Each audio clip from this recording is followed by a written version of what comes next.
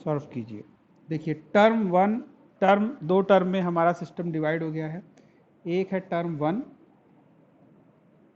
और दूसरा है टर्म टू।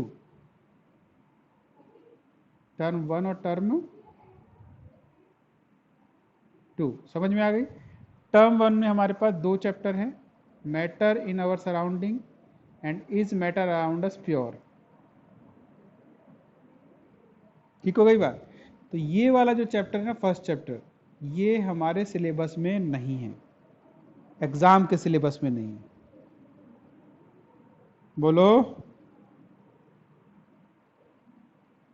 हाँ हाँ, एग्जाम के पॉइंट ऑफ व्यू से डिलीट हो गया है, लेकिन अगर एक्चुअल देखें ना तो इसके बिना तो केमिस्ट्री में कुछ समझ में ही नहीं आएगा। लेकिन हमने पढ़ा दिया है इसको, अच्छे से पढ़ा है आपने, तो चीज़ों को याद कीजिए आप, एग्जाम में भले ही ना आए, क्योंकि उसी से ये सेकंड पे घुसते हैं। ठीक है, लेकिन एग्जाम के पॉइंट ऑफ व्यू से पेपर भी आपने देखा होगा, केवल इसी में से आया था, क्योंकि यही हमारा है। ठीक है, तो हम खूब जम के, क्योंकि हमारे पास सफिशिएंट टाइम है, बहुत सारा है, तो अच्छे से पढ़ेंगे, ऐसे पढ़ेंगे कि कुछ छूटना नहीं चाहिए, हर चीज़ को अच्छे से समझें। आ रही है बात समझ में सबको? ढेरों एग्जाम्पल हम करेंगे, ढेरों, जब बच्चा सेटिस्फाई हो जाए ढंग से तब जाके हम आगे बढ़ेंगे, है ना। तो कोई दिक्कत हमको नहीं करनी, आराम आराम से सीखना है चीज़ों। ठीक है, तो अगर हम सिलेबस की बात करें, इसका भी जो पार्ट हमारे बुक मतलब सिलेबस में है वो हम कर चुके हैं, जितना हमारा है वो हम कर चुके हैं, यानी दोनों हमारे कंप्लीटेड हैं एक हिसाब से। जितना पोर्शन सिलेबस के हिसाब से है मैं वो बोल रहा हूँ, लेकिन हम चीज़ों को देखेंगे समझेंगे। हाँ, एक तरह से कंप्लीट है, लेकिन हम बात बात डिसेक्शन कर नया नया नया नया देख देख के सीखेंगे। चलो एक चीज़ हम आज करते हैं जिसमें बच्चों को शिकायत आती है, शायद कोई बच्चा पूछ भी रहा था, कि अगर हम सब्सटेंस की बात करें, सब्सटेंस की बात करें तो प्योर सब्सटेंस कितने तरह के होते हैं? दो तरह के होते हैं, एक होता है एलिमेंट और एक होता है कम। क्लियर है सबको? एक होता है एलिमेंट और एक होता है कंपाउंड। अब देखो जो एलिमेंट्स हैं बच्चों, एलिमेंट सिंगल होता है, कंपाउंड एक तरह का मिक्सचर है। कंपाउंड क्या, एक तरह का मिक्सचर है। इसको हम तीन कैटेगरी में डिवाइड करते हैं, वैसे तो दो ही मेन है पर तीन करते हैं। एक होते हैं मेटल, एक होते हैं नॉन मेटल, और तीसरी जो कैटेगरी है ना वो है मेटेलॉइड।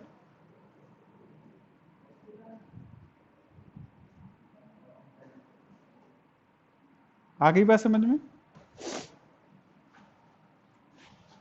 तीन कैटेगरी है, एक मेटल है, दूसरा नॉन मेटल है, और तीसरा है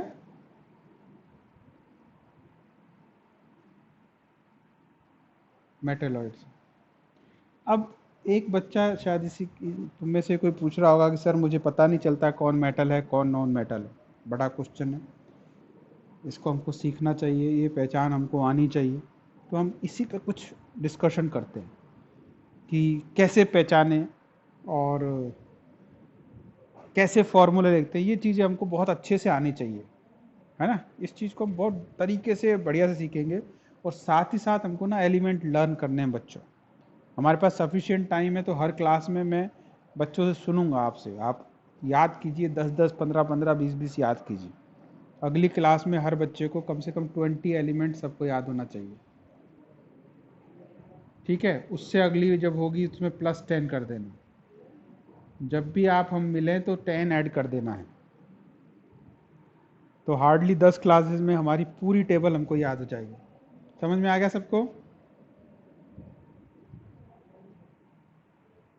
ठीक है, ऐसा करने के बाद ना आपको एकदम मज़ा आने लगेगा, ऐसा कोई बच्चा नहीं बचेगा जिसको समझ में नहीं आ रहा। अब देखिए, किसी भी चीज़ को पहचानने के दो तरीके होते हैं। एक होती है फिजिकल प्रॉपर्टी,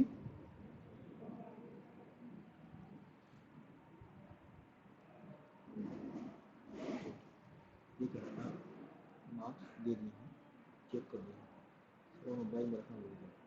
कोई नहीं तो कल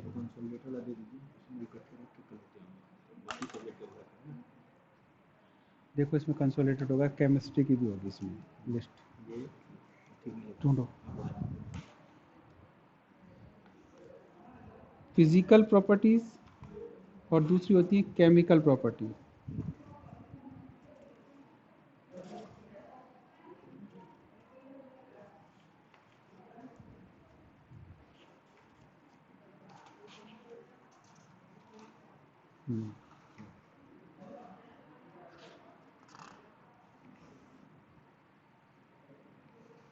कंसोलिडेटेड भी होगा, निकाला मैंने।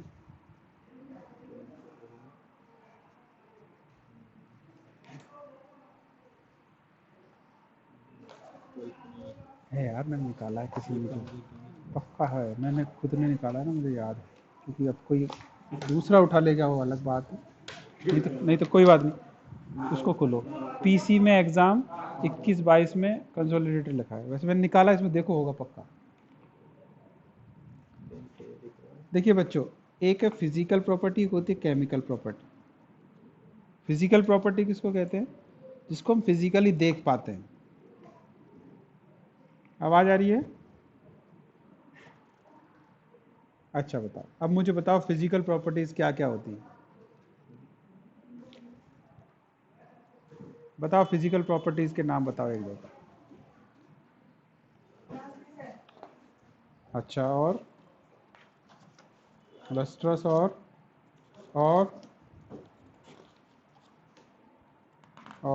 Very good. हाँ, हार्डनेस,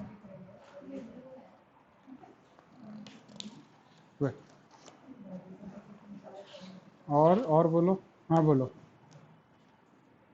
स्टेट, वेरी गुड।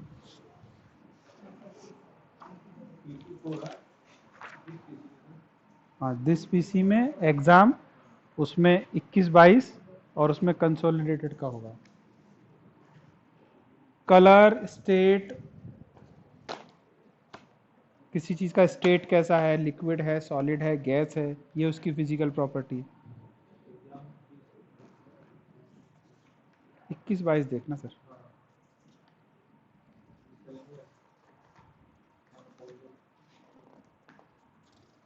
ठीक है, तो ये सारी चीजें क्या है? फिजिकल है, क्योंकि हम इनको फिजिकली देख सकते हैं। जैसे ही आपने एक एलिमेंट देखा, आपने देखा अरे ये तो सॉलिड है, फिजिकल प्रॉपर्टी हो गई। अरे ये तो लिक्विड है, फिजिकल प्रॉपर्टी हो गई। गैस है, फिजिकल प्रॉपर्टी हो गई। तो पहला काम तो ये है, आई बात?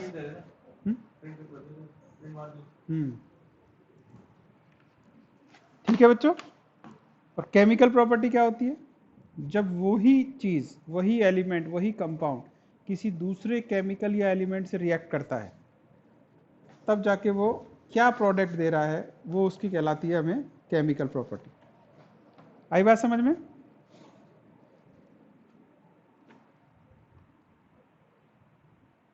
ठीक है, ठीक है। चलो, अब बच्चे क्या है कि कंफ्यूज हो रहे हैं कि केमिकल प्रॉपर्टी तो तब पता चले ना कि जब हम उसकी रिएक्शन करा पाए किसी से, तो वो तो पॉसिबल नहीं है। तो क्या कोई तरीका है जिससे हम एलिमेंट को पहचानें कि भैया वो मेटल है, नॉन मेटल है, या मेटेलॉइड है? ये एक तरीका जिससे हम इसको पहचान सकते हैं, वो हम देखते हैं। तो मेटल, दूसरा हम लिख देते हैं नॉन मेटल एंड मेटेलॉइड। ठीक है, तो देखो एक तरीका जो हमेशा हर मेटल फॉलो करता है वो क्या है? देखो कि सारे के सारे मेटल पॉजिटिव आयन बनाते हैं। क्या बनाते हैं?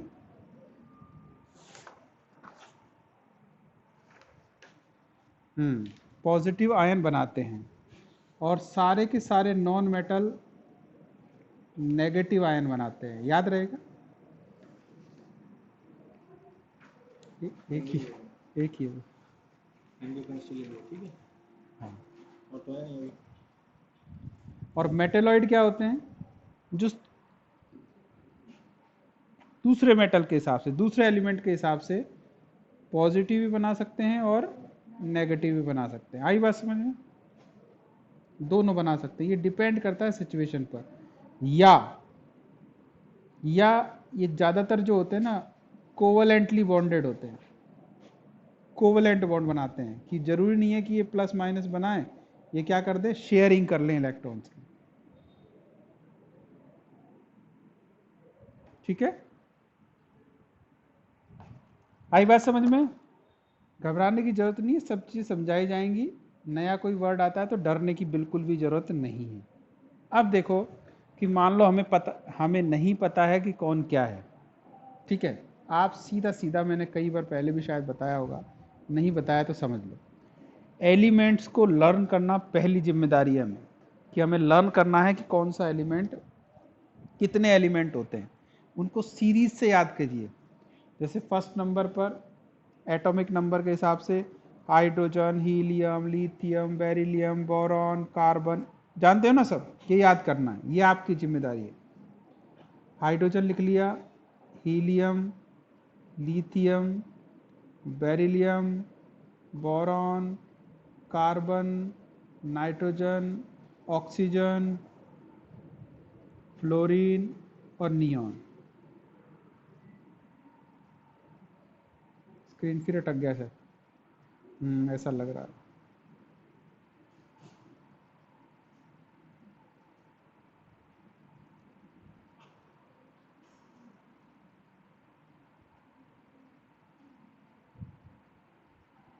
सुनाई दे रही है, आवाज आ रही है मेरी? Hydrogen, helium, beryllium, boron, carbon, nitrogen, oxygen, fluorine और नियॉन, ये हो गए हमारे 10 एलिमेंट। आ जाएगी थोड़ी देर में, कोई बात।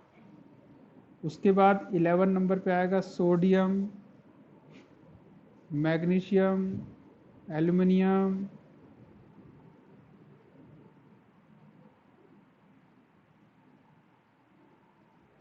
Silicon, phosphorus, sulphur, chlorine, argon, potassium, calcium.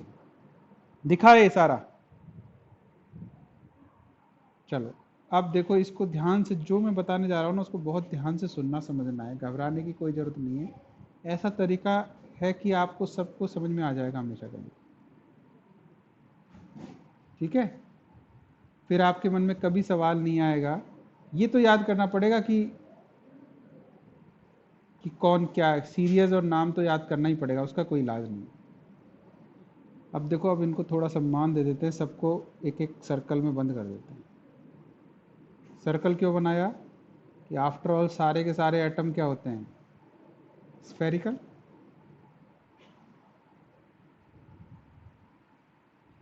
समझ में आ रहा है सबको अभी तक जो बता रहा हूं मैं बात? देखो अब आपको समझ में आएगा कौन क्या मेटल है, कौन नॉन मेटल है, कौन मेटेलाइड है और क्यों है, ये भी पता चलेगा। सबका नंबर लिख लो आप। नंबर लिखा, नंबर 1 2 3 4 5 6 7 8 9 10, ये 11 ऊपर लिख देता हूँ।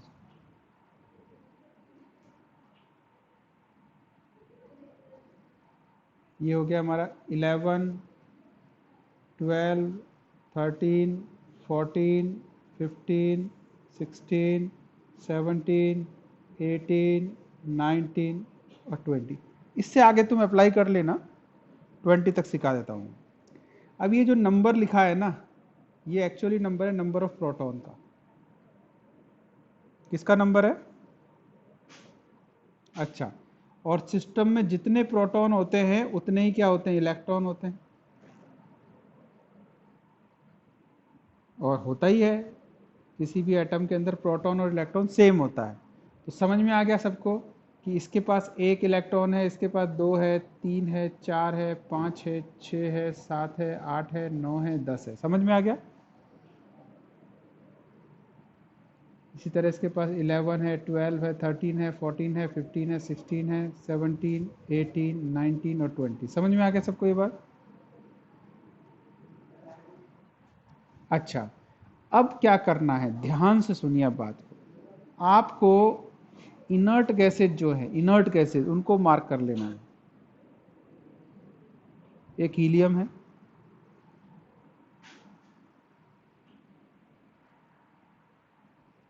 एक नियॉन है, एक आर्गन है। समझ में आ गई कहानी आपको? जब आगे बढ़ोगे तो भी ऐसा ही करना है। बाकी सब बच्चे बोलो, सबको समझ में आ रहा है?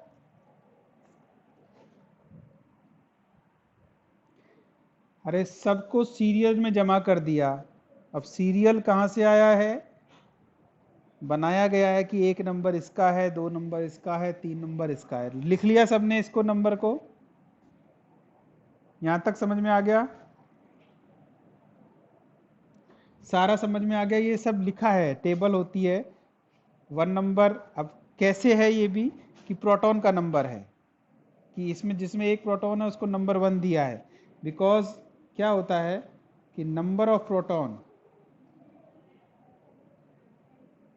क्या होता है, ये एटॉमिक नंबर होता है।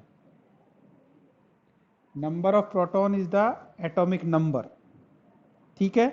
और एटॉमिक नंबर जैसे आपका क्लास में रोल नंबर है, वैसे एलिमेंट का भी अपना नंबर है, उसी को बोलते हैं हम एटॉमिक नंबर।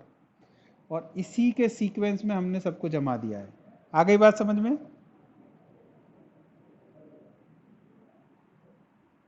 सबको आ गई? सबको आ गई? चलो, इसके बाद हमने क्या किया, सबको सीरियल में देखो, 1 से सीरियल में 10 के बाद यहाँ नीचे 11 की तरफ घूम जाना। 12, 13, 14, 15, 20 तक मैंने किया है। आगे आप अप्लाई करके देखेंगे। अब इसमें से हमको इनर्ट गैस को पहचानना है। इनर्ट गैस को, अब आप नहीं जानते हो कि इनर्ट गैस क्या होती है, मैंने मार्क कर दिया है। यहाँ पर हमारे पास 3 इनर्ट गैस है। एक हीलियम है नंबर 2 पर, एक नियॉन है नंबर 10 पर, और एक आर्गन है नंबर 18 पर।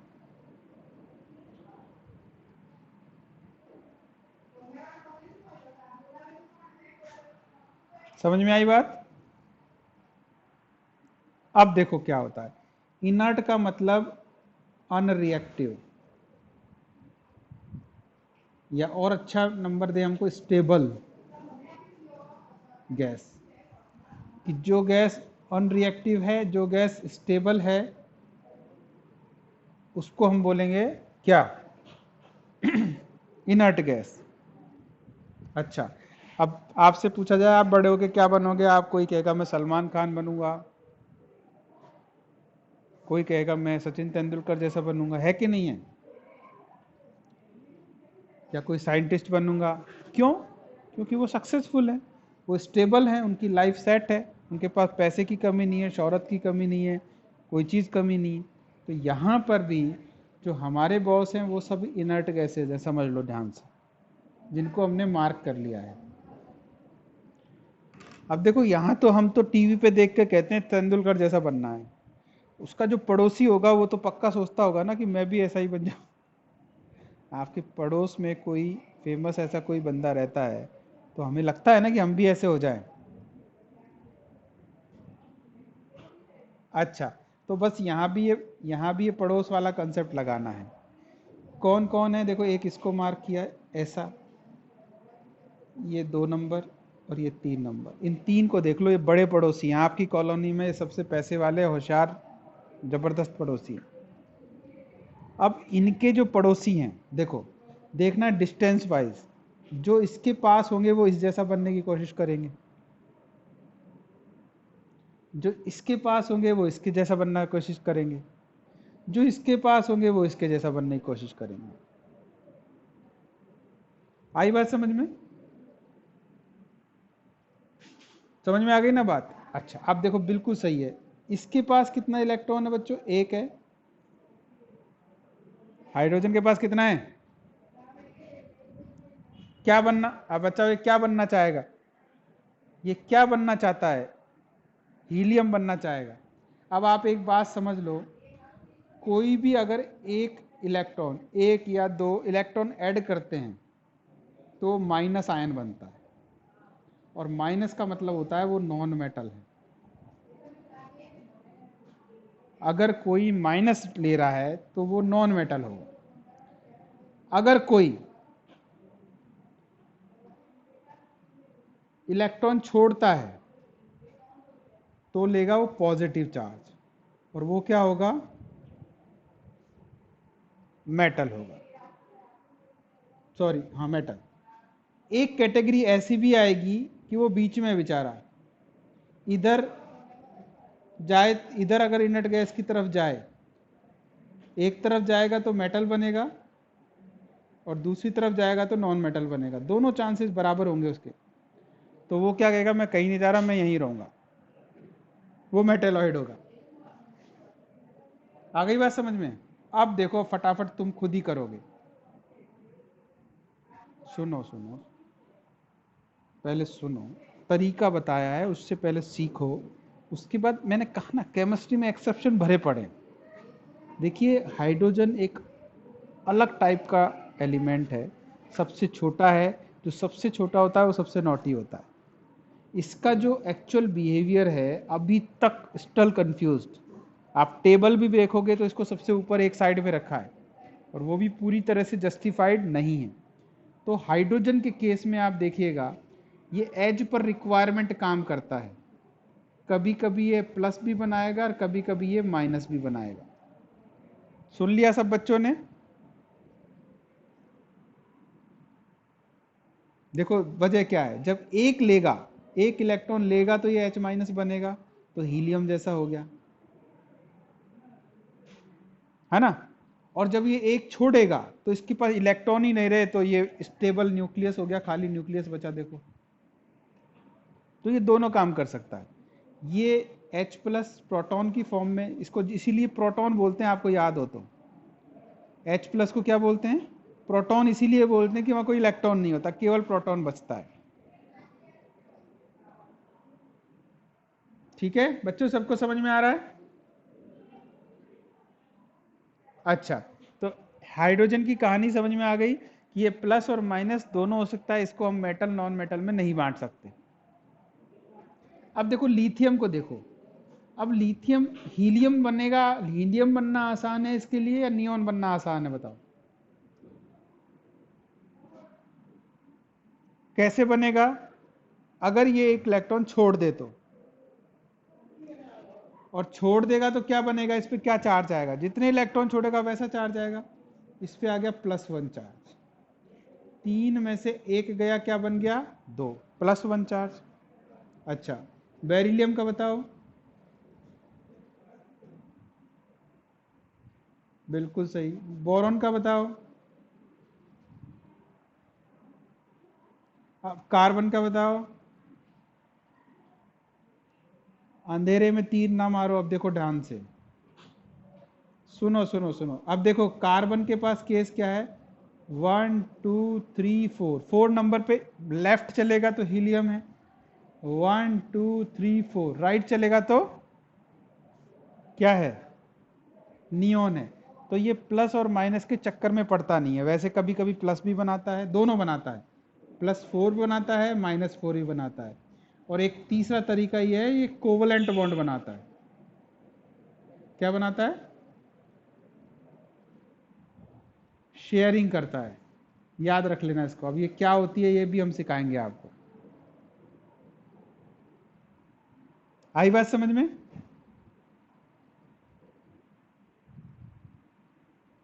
और ये है क्या, ये एक नॉन मेटल है। क्या है ये? अरे कैसे लॉजिक ना लगाओ, उसकी नेचर है, वो नॉन मेटल है। आप अपना एक लॉजिक से सबको नहीं करना है, हमें याद करना है, समझना है, कुछ एक्सेप्शंस होते हैं उनको याद करना है। मैं बता रहा हूं ना कि ये कार्बन एक नॉन मेटल, ये कभी कभी प्लस बनाएगा, कभी कभी माइनस बनाएगा, कभी कभी शेयरिंग भी करेगा, बट ये एक नॉन मेटल है। आ गई बात समझ में? पढ़ते वक्त ये रिजिड, अब अगर एक ही नियम चलता ना तो किसी टीचर की आपको जरूरत नहीं होती, बस लगा दो बस एक ही लाइन। नहीं होता ऐसा, केमिस्ट्री में एक्सेप्शन होते हैं, हर 4 के बाद नई चीज आ जाती है। हाइड्रोजन के साथ भी तो एक्सेप्शन था ना, तो ऐसे इसके साथ भी है, उसको याद करना है। पर इतने काम चल गए, ये कम है, आपको इनका पता चल गया बोरोन तक का। अब आगे चलो, अब देखो इसकी तरफ देखो, नाइट्रोजन की तरफ। बताओ इसके लिए हीलियम बनना आसान है या नियोन बनना? नियोन बनना। तो कैसे बनेगा बताओ? अगर 3 इलेक्ट्रॉन ले ले तो -3 चार्ज, 4 नहीं 3, 1 2 3। ऑक्सीजन पे कितना आएगा? फ्लोरीन पे कितना आएगा? तो इसीलिए अब आप चेक करो, हर जगह ये चार्ज यही आता होगा। जब आप ऑक्सीजन लिखते होगे ना तो -2 चार्ज आता है उस पर। नाइट्रोजन पे -3 आता है, फ्लोरीन पे -1 आता है। 10 तक का मामला सही हो गया। अच्छा, अब आओ सोडियम के बारे में बात करो। सोडियम के पास 2 चांस हैं, या तो ये ऑर्गन बने या नियोन बने। बताओ क्या बनेगा? नियोन बनने के लिए क्या करना पड़ेगा इसको? तो इस पे आएगा +1 चार्ज। Mg पे क्या आएगा? +2। एल्युमिनियम पे क्या आएगा? +3। अब फिर सतर्क हो जाओ, सिलिकॉन को देखो। सिलिकॉन को देखो, 1 2 3 4, 1 2 3 4। तो ये +4, ये +4 और -4। सुनो पहले, मुझे बोलने दो बेटा। +4 और -4 दोनों होता है। और कौन था इस जैसा?